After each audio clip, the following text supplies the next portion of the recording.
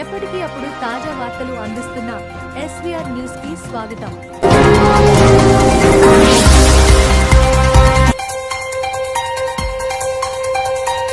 MRPS Narsapur మండల అధ్యక్షులు జమునగాళ్ల కుమార్ ఆధ్వర్యంలో తహసీల్దార్ కార్యాలయం ముట్టడి.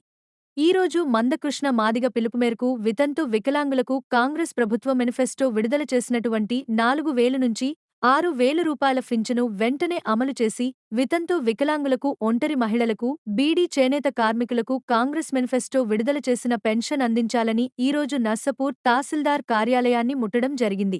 ఈ కార్యక్రమంలో టౌన్ ప్రెసిడెంట్ గుమ్మడిదల శ్రీకాంత్, ఉపాధ్యక్షులు కుసుంగి నరసింహులు, కార్యదర్శి ఎర్ర నరేష్ గారు, సాయిలు, ఎంఆర్పీఎస్ నాయకులు పాల్గొన్నారు.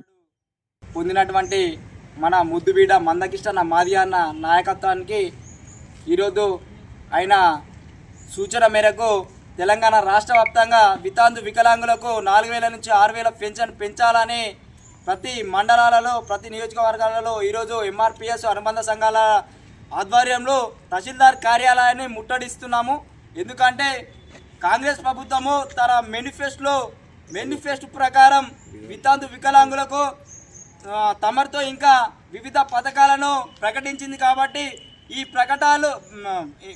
పథకాలు ప్రతి ఒక్కటి నెరవేర్చాలని ఈరోజు రాష్ట్ర వ్యాప్తంగా ఎంఆర్పీఎస్ అనుబంధ సంఘాల ఆధ్వర్యంలో వితంతు వికలాంగుల కోసానికి ఈరోజు మేము తహసీల్దార్ కార్యాలయాన్ని ముట్టడిస్తున్నాము.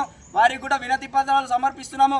కావున రాష్ట్ర ప్రభుత్వము వితంతు వికలాంగులకు ఆ రోజు రేవంత్ రెడ్డి గారు అన్న మాట ప్రకారము వారికి ఇచ్చి తీరాలని ఈరోజు మేము నర్సాపూర్ శాఖ నుంచి పిలుపుని ఇవ్వడం జరుగుతుంది. ఎంఆర్పీఎస్ జిందాబాద్, ఎంఆర్పీఎస్ జిందాబాద్, ఎంఆర్పీఎస్ జిందాబాద్.